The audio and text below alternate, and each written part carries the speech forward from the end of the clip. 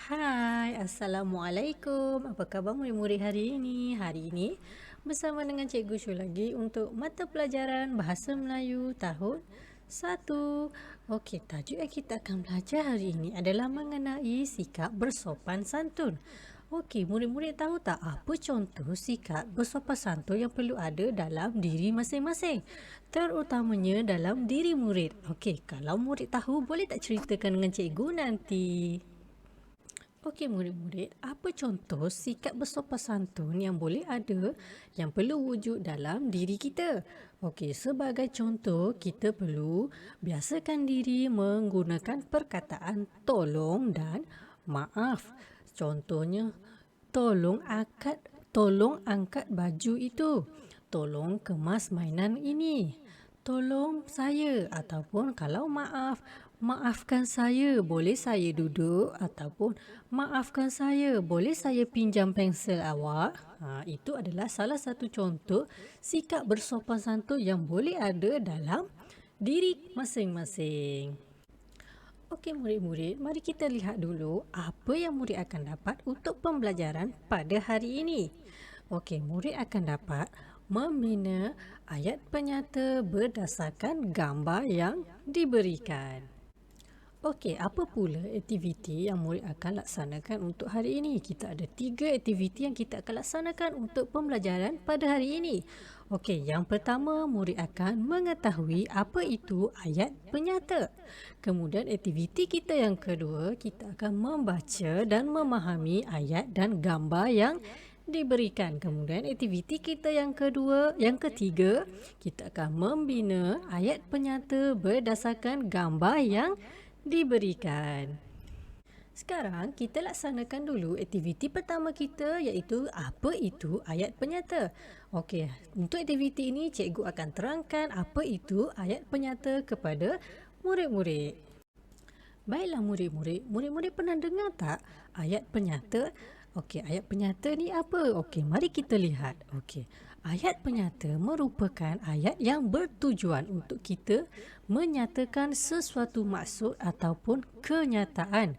Ini bermakna ayat yang kita keluarkan itu ataupun ayat yang kita nyatakan itu adalah bertujuan kita untuk menyatakan sesuatu ataupun memberi keterangan tentang sesuatu perkara.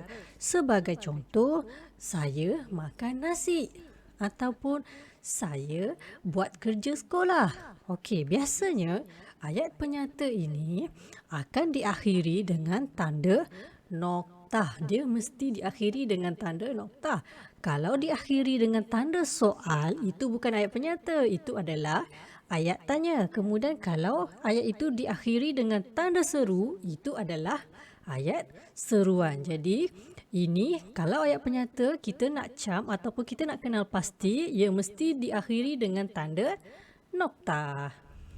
Okey murid-murid, mari kita lihat apa contoh ayat penyata yang ada. Okey, yang pertama, Amir menggunakan payung ketika hujan. Jadi dalam ayat ini dia menyatakan bahawa Amir ini menggunakan payung ketika hujan. Nampak tak pada belakang ayat ini ada tanda noktah. Jadi bila ada tanda noktah seperti ini adalah ayat penyata. Kemudian yang kedua, baju hujan itu berwarna kuning. Murid-murid boleh lihat kan gambar di sebelah. Ini ada seorang budak yang memakai baju hujan yang berwarna kuning. Jadi dia menyatakan bahawa baju hujan itu berwarna kuning. Dan pada hujung ayat ini juga terdapat tanda noktah. Jadi ini adalah ayat penyata. Baiklah murid-murid, kita dah laksanakan aktiviti pertama kita. Sekarang kita laksanakan pula aktiviti kedua kita iaitu kita akan membaca dan memahami ayat dan gambar yang diberikan. Jadi murid-murid bolehlah rujuk dalam buku teks murid masing-masing pada muka surat 93. Okey murid-murid, mari kita perhatikan pada gambar dan ayat yang telah diberikan dalam buku teks masing-masing. Okey, tajuk seperti yang cikgu ceritakan tadi, tajuknya adalah bersopan santun. Kita perhatikan satu persatu gambar yang diberikan. Okey, gambar yang pertama. Jagu duduk bersila dengan sopannya. Okey, pada gambar ini kita boleh lihat Jagu dan kawannya ini duduk bersila. Biasanya kalau pada zaman dahulu kalau kita makan, kita akan duduk bersila. Duduk bersila dengan sopannya. Bukannya kaki terkangkang ataupun kaki duduk atas meja. Itu adalah tanda kita duduk tidak sopan ketika kita makan. Okey, kemudian pada gambar yang kedua, menutup hidung dan mulut. Okey, kita tengok kan Normi ni. Okey, nama budak perempuan ni adalah Normi. Jadi Normi ni dia menutup hidung dengan mulut dengan sehelai sapu tangan ketika bersin.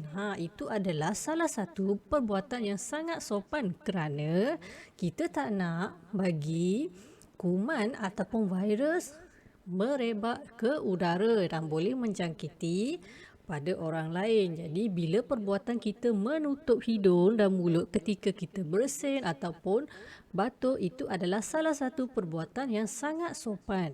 Okey, kemudian yang ketiga, menutup mulut. Okey, nampak kan Amin ni menutup mulut semasa menguap. Biasanya bila kita menguap, kita tandanya mengantuk kan. Okey, jadi bila kita nak menguap, tutup mulut dengan tangan ataupun sapu tangan pun boleh. Itu adalah salah satu amalan yang sopan ataupun perbuatan yang sopan untuk diri kita. Sebab kalau kita menguap ataupun macam tu, itu adalah perbuatan yang tidak sopan untuk dilihat oleh orang lain. Okey. Jadi dalam gambar yang keempat dan yang kelima ni, dia tidak berikan ayat. Sebaliknya dia hanya berikan gambar, dan yang gambar yang kelima ni ada frasa berjabat tangan.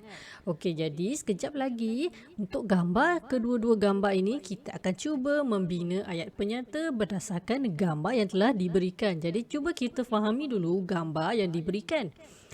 Okey, kita lihat pada gambar yang keempat, kita boleh nampak sekumpulan murid sedang beratur ketika dia nak membeli makanan. Dalam gambar ni sendiri pun ada menunjukkan papan tanda sila beratur. Jadi murid-murid dalam gambar ni mematuhi arahan tersebut untuk beratur ketika membeli makanan. Itu adalah amalan yang sangat sopan ketika waktu rehat kita nak membeli makanan. Kemudian yang kelima, kita boleh lihat bagaimana Jagu dan kawannya yang bernama Amin.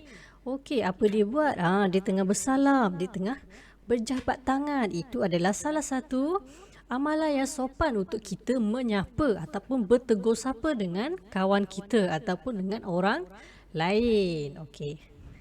Jadi, selepas ni kita boleh lihat bagaimana kita nak membina ayat penyata berdasarkan dua gambar ini.